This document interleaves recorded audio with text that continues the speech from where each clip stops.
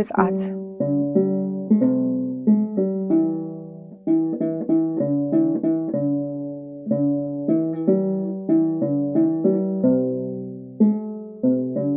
ጌታችን ኢየሱስ ክርስቶስ ድንጋይ በድንጋይ ላይ ሳይፈርስ አይቀርም ያለው ትንቢት በአሰቃቂ ሁኔታ ፍጻሜውን እንዳገኘ እንገነዘባለን። ይኸውም ሊያድናቸውና ሊቀድሳቸው የመጣውን ጌታቸውን ከመግፋታቸውና ለሞት አሳልፎ ከመስጠታቸው የተነሳ ለእግዚአብሔር ፍርድና ቁጣ ተላልፈው ተሰጥተዋል። ከዚህ በኋላ ሌላ መሲህ ሌላ አዳኝ ፈጽሞ የለም። አይሁድ በዚህ በትልቁ ነገር ላይ ወደ ኋላ ቀርተው ተበድለዋል። እንግዲህ በቤተ ክርስቲያናችን ሕግና መሰረት የአብይ ጾም እኩሌታ ደብረ ዘይት በመባል ተሰይሟል። ይኸውም በዚሁ ሰንበት ጌታችን መድኃኒታችን ኢየሱስ ክርስቶስ በደብረ ዘይት ተራራ ላይ ሆኖ ለቅዱሳን ሐዋርያቱ ስለ ዓለም ፍጻሜና ስለ ዳግም ምጽአቱ ምልክቱን የነገረበት ቀን ነው።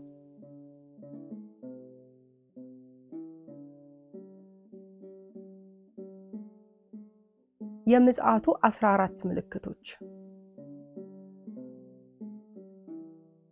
አንደኛው የጦርነት ወሬ መሰማት ነው። የዘመኑ መጨረሻና የነገረ ምጽአቱ ምልክት ይሆናሉ ከተባሉት ምልክቶች አንዱ ጦርነት ነው። ጌታችንም በወንጌሉ ጦርንም የጦርንም ወሬ ትሰሙ ዘንድ አላችሁ፣ ይህ ሊሆን ግድ ነውና አትደንግጡ ብሎ አስቀምጦታል። ስለሆነም በአሁኑ ወቅት በዓለማችን በተለያየ ክፍለ ዓለም እየተሰማና እየታየ ያለው የሰላም እጦት፣ የፍቅር መቀዝቀዝና የጦርነት ወሬ ነው። ሁለተኛው የምጽአት መቅረብ ምልክቱ ደግሞ የሐሰተኞች ነቢያት መነሳት ነው። የዘመኑ መጨረሻ ምልክቶች ከሆኑ አንዱ የሐሰተኛ ነቢያት መነሳት ነው። ጌታችን መድኃኒታችን ኢየሱስ ክርስቶስ በዘመኑ መጨረሻ ላይ በስሙ ሐሰተኞች ነቢያት እንደሚነሱና ከነዚህ ነቢያትም ራሳችንን እንድንጠብቅ በወንጌሉ አስተምሮናል። እነዚህ ሐሳውያን ነቢያት በተአምራትና በፈውስ ስም የሰውን ሕሊና በሰይጣን አሰራር የሚመርዙ፣ ጌታ እኛ ጋር ነው፣ ኑ በመንፈስ ተሞሉ፣ ፈውስን የሚያድሉ አገልጋዮች በእኛ ዘንድ አሉ እያሉ የራሳቸውን የሥጋ ፈቃድና ፍላጎት የተሞላ ትምህርት የሚያስተምሩ መሆናቸውን መጽሐፍ ቅዱስ ይነግረናል። ሶስተኛ ሕዝብ በሕዝብ ላይ መነሳት። ሕዝብ በሕዝብ ላይ መነሳት ማለት ምን ማለት ነው ያልን እንደሆነ አንዱ ሕዝብ በሌላው ሕዝብ በጠላትነት መነሳት ማለት ነው። ይኸውም ጎሳን፣ ሃይማኖትን፣ ብሔርን፣ ቋንቋን፣ ቀለምን፣ ድንበርን እነዚህንና የመሳሰሉትን ምክንያቶችን መሰረት ሊያደርግ ይችላል። በዚህ ምክንያት ሕዝብ ከሕዝብ ይለያያል። የመለያየት ውጤቱ ደግሞ መጠላላትና መበላላት ስለሆነ አንዱ ሕዝብ ሌላውን ሕዝብ ያሳድደዋል፣ ይገድለዋል፣ ያፈናቅለዋል። አራተኛ መንግስት በመንግስት ላይ መነሳት። መንግስት በመንግስት ላይ ይነሳል ሲል መኳንንቱ እኔ ነግስ በማለት ስንዝር ሾተላ በጅተው አንዱ ባንዱ እየሸጎጠበት የሚሄድ ይሆናል ሲል ነው። ከላይ በአንድ ሀገር የሚኖር የህዝቡን መለያየት ተናግሯል። ይህ ደግሞ በስልጣን ላይ ያሉትን ሲናገር ነው። አንዱ ሀገር በሌላው ሀገር፣ አንዱ መንግስት በሌላው መንግስት የበላይነትን ለማሳየት በጠላትነት ይነሳል። ስለዚህም ወደፊት ጌታችን በቅዱስ ወንጌሉ ድንጋይ በድንጋይ ላይ ሳይፈርስ አይቀርም ብሎ እንደተናገረው እንዲህ አይነት ዓለም አቀፍ ንትርክና ብጥብጥ እየከረረ መሄዱ አይቀሬ ነው።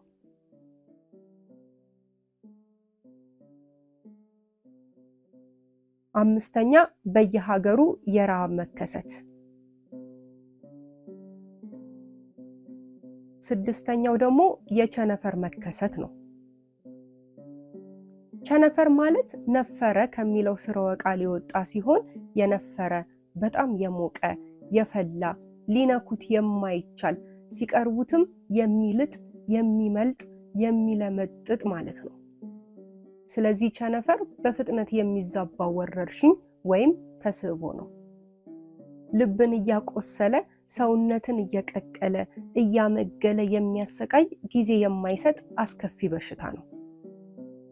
ቸነፈር ታላቅ እልቂትና መቅሰፍት ነው። ብዙውን ጊዜ ከጦርነት በኋላ የሚመጣ ሰውን እያጨናፈረ እያነፈረ ፈጥኖ የሚገድል ህመም ነው። በግዕዙ ብድብድ ይባላል። አባር ቸነፈር እንደማለት ነው። አንድም ጨካኝ ቀሳፊ መላእክት ማለትም ሊሆን ይችላል። ቸነፈር ሰውን ብቻ ሳይሆን እንስሳትንም ይገድላል። የሰው ልጆች እግዚአብሔርን ሲበድሉና በእግዚአብሔር ላይ ሲያምፁ ከሚቀጡበት ባርጩሜዎች አንዱ ቸነፈር ነው። እስራኤላውያን እግዚአብሔርን ባሳዘኑት ጊዜ በቸነፈር ብዙ ጊዜ ቆነጥጣቸው ነበር። ጠላቶቻቸውንም በቸነፈር ይቀጣላቸው ነበር። ለምሳሌ ፈርዖን እስራኤልን አልለቅም እግዚአብሔርንም አላውቅም ባለ ጊዜ እግዚአብሔር የግብፃውያንን የበኩር ልጆችና የእንስሳቱን የበኩር ልጆች በቸነፈር ፈጅቶበታል።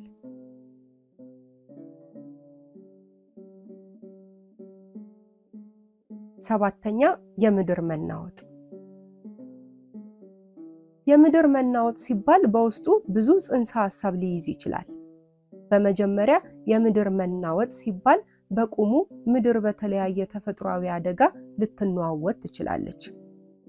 ለምሳሌ በመሬት መንቀጥቀጥ፣ በእሳተ ገሞራ፣ በምድር መንሸራተት፣ በመሬት መሰንጠቅ ምክንያት ልትነዋወጥ ትችላለች። አማጽያኑን ለመምታት በእግዚአብሔር መቅሰፍት ምድር ልትነዋወጥ ትችላለች።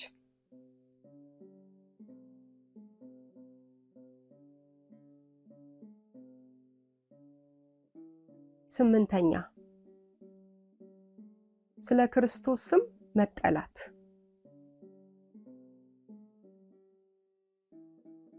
በእኔ ስም ስላመናችሁ፣ በእኔ ስም ስለተጠራችሁ፣ የኔን ስም ስላስተማራችሁ ሰው ሁሉ ይጠላችኋል። ለመከራው አሳልፎ ይሰጧችኋል፣ ገርፈው ይገድሏችኋል።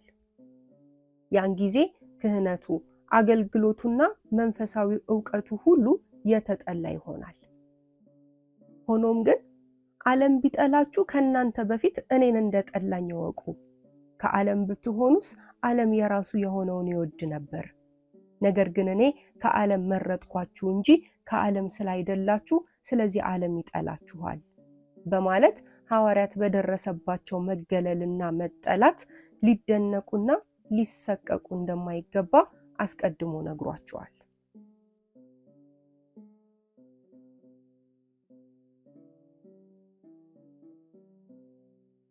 9 የብዙ ሰዎች ፍቅር መቀዝቀዝ። የዘመኑ መጨረሻ ምልክት ከሆኑ ሌላው ያለ ልዩነት የፍቅር መቀዝቀዝ ነው።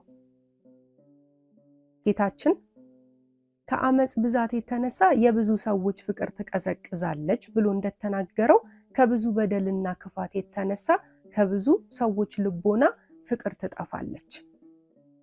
ስለዚህ አሁን በዘመናችን የምናየው ህዝብ በህዝብ ላይ፣ ወንድም በወንድም ላይ፣ ወገን በወገኑ ላይ፣ ልጆች በወላጆች፣ ወላጆች ደግሞ በልጆች፣ ባል በሚስቱ፣ ሚስትም በባሏ፣ መንግስትም በመንግስት ላይ በጠላትነት የተነሳበት ዘመን ነው። ሌላው ቀርቶ ሰው ራሱን በራሱ ላይ የሚያነሳሳበት የሚያምጽበት ዘመን ሆኗል። ፍቅርና ሰላም እንኳን ከዓለማውያን ሰዎች ቀርቶ ከመንፈሳውያን ሰዎች ልቦና አልተገኘም። መንፈሳውያን የተባሉ ለሆዳቸው ስለሚያድሩ፣ ዓለማዊነት ስለሚያሸንፋቸው ለገንዘብና ለሹመት ይጠላላሉ፣ ለገዛ ጥቅማቸው ይጋደላሉ፣ እርስ በርሳቸው ይቀዋወማሉ። እኛስ ሀገራችን በሰማይ ነው እያሉ ሰማያዊውን ዓለም እንዲሰብኩ የተመረጡ አባቶች፣ ካህናት፣ ቀሳውስት፣ ጳጳሳት ሳይቀሩ የዚሁ ሰለባ ይሆናሉ። በመሆኑም እነሆ በአመፃ ብዛት ፍቅር የቀዘቀዘበት፣ ቢወጡ ቢወርዱ በረከት የራቀበት፣ የሰው ልጅ ባገኘ ቁጥር የሚጎድልበት፣ በሰበሰበ ቁጥር የሚበተንበት፣ ቢበሉ የማይጠገብበት፣ ቢጠጡ የማይረካበት፣ ቢለብሱ ድምቀትና ሙቀት የማይገኝበት፣ ጤና የጠፋበት፣ ሰላም የታጣበት፣ እምነት የማይገኝበት፣ በአጠቃላይ የመጨረሻው ዘመን ዋዜማ ላይ እንደምንገኝ ምስክር አያሻም።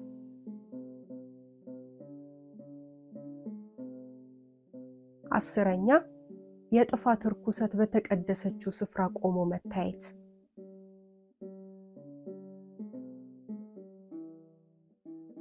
አንድ ዘመን ከመጨረሻው የክፋት ጥግ ላይ ደርሷል የሚባለው ወይም ዘመኑ እጅግ አስከፊ ዘመን ነው የሚባለው የጥፋት ርኩሰት በተቀደሰው ስፍራ ላይ ሰልጥኖ ሲገኝ ነው። ምክንያቱም እግዚአብሔር ለሀገር ምሕረት ለሕዝብ በረከት የሚከለክለው በተቀደሰ ስፍራ ላይ የተጸለየውን ጸሎት፣ የተሰዋውን መስዋዕት፣ የታጠነውን ዕጣን፣ የቀረበውን ቁርባን ተቀብሎ ነውና። እንዲሁም ለተቀደሰው ስፍራና በተቀደሰው ስፍራ ስላሉ ደጋግ ልቦች ሲል በትረ መዓቱን ያርቃል፣ ዕደ የማኑን ይዘረጋል። ነገር ግን እነዚህ የተቀደሱ ስፍራዎች በክፋት አሰራር ከተያዙ፣ መንፈሳውያን የተባሉት በኃጢአትና በርኩሰት ከተመረዙ የእግዚአብሔር ምሕረት በየት በኩል ይመጣል? ነቢዩ ኤርምያስ በደላችሁ ይህን አስታርቃለች፣ ኃጢአታችሁም መልካም ነገርን ከለከለቻችሁ ብሎ እንደተናገረው አሁን ያለንበት ዘመን ይህን የሚያስረዳ ይመስላል። ከምርቱ ግርዱ ከስንዴው እንክርዳዱ የበዛበት፣ መንፈሳውያን የተባሉት ለስጋቸው ያደሩበት፣ ኃጢአት ጌጥ የሆነበት፣ ጽድቅ የሚያሳፍርበት፣ ፍትህ የጠፋበት፣ መተማመን የጎደለበት፣ ሽንገላ የበዛበት፣ ሰብአዊ ርህራሄ ጨርሶ የወደመበት ይህ ዘመን ይመስላል። በተለይ ሳናውቀው የጥፋት ርኩሰት፣ የድፍረት ኃጢአት በተቀደሰው ስፍራ ላይ ሰልጥኖ ካየን ሰነባብተናል። አብያተ ክርስቲያናት ስጋዊ መስሪያ ቤቶች ሆነዋል። መንፈሳዊ አገልግሎት ተዳክሟል። ስርዓተ ቤተ ክርስቲያን ደፍርሷል። ግዴለሽ ካህናት ተበራክተዋል። የጉቦና የዘረኝነትን ልምድ ከቤተ ክርስቲያን አባቶች ቅሰሙ እስኪባል ድረስ እውነትና ፍትህ ከአባቶች ጠፍቷል። ቤተ ክርስቲያን ለአሕዛብ ምጸታዊ ትችት ተጋልጣለች። እውነተኞች አገልጋዮች፣ ምሁራን ባይተዋር ሆነው ከቤተ ክርስቲያን ተገለዋል። አውደ ምሕረቱ በአፈ ጮሌዎች ተከቧል። የአብነት መንፈሳዊ ተቋማት ተገቢውን እንክብካቤና ክትትል በማጣት ተመናምነዋል።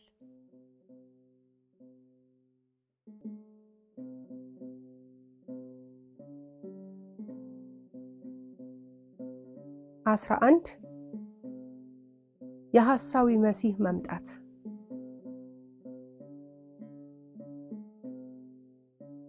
በዘመኑ መጨረሻ ከሚታዩና የእግዚአብሔር የመምጣቱ ምልክት ከሆኑት አንዱና ዋነኛው ሐሳዊ መሲህ ነው። ሐሳዊ መሲህ ማለት ሐሰተኛ አምላክ፣ ተቃዋሚ መሲህ፣ ዲያብሎስ ፍጹም ግብሩን ያዋሃደው ማህበረ ዲያብሎስ ማለት ነው። ሐሳዊ መሲህ ይመጣል ሲባል በአንድ ጊዜ እንደ ግማድ መብረቅ ብልጭ እንደ ምንጭ ውሃ ፍልቅ ብሎ የሚገለጽ ሳይሆን ክርስቶስ ከመምጣቱ በፊት ብዙ ነቢያት በትንቢት በሱባኤ መንገድ እንደጠረጉለት ሁሉ በዚሁ አንጻር ሐሳዊ መሲህ ራሱ በአካል ከመገለጡ በፊት ቅድሚያ የዓለምን ሕዝብ ወደ ራሱ የሚያቀርብበት፣ ለራሱ የሚያስገዛበት፣ ጥርጊያውን መንገድ የሚያስተካክሉለት ብዙ መንገዶችን ይጠቀማል። ብዙ ሐሰተኛ ነቢያትን ያስነሳል። በኢኮኖሚና በፖለቲካ እያሳበበ በዘመናዊነት እያመካኘ ቅድሚያ በርካታ የማለማመጃ ዘዴዎችን ያሰራጫል። በዚህ መልኩ ቀስ በቀስ የብዙዎችን ልቦና ያሸፍታል። በመጨረሻም የዓለምን ሕዝብ እርሱ ወደሚፈልገውና ወደሚወደው ሐሳብ ጠምዝዞ አደንዝዞ አንድ ካደረገ በኋላ ሰዎች ባላሰቡበት ሰዓት ድንገት ይገለጣል። ሐሳዊ መሲህ ሲባል ብዙዎች ከግብሩ አንጻር እያሰቡት አውሬ እንጂ የሰው ፍጡር አይመስላቸውም። ሆኖም ግን ሐሳዊ መሲህ ከሰው የሚወለድ ሰብአዊ ፍጡር ነው።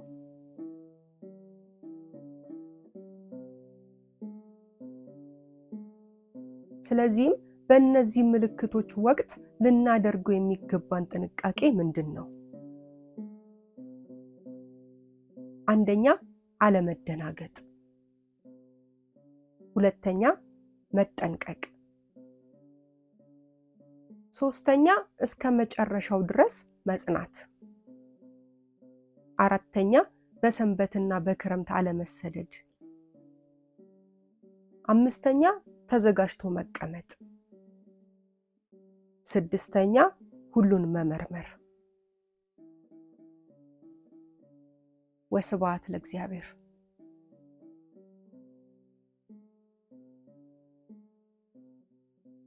ስለምታደምጡኝ አመሰግናለሁ። ሰብስክራይብ በማድረግ ቻናሉን ይቀላቀሉ።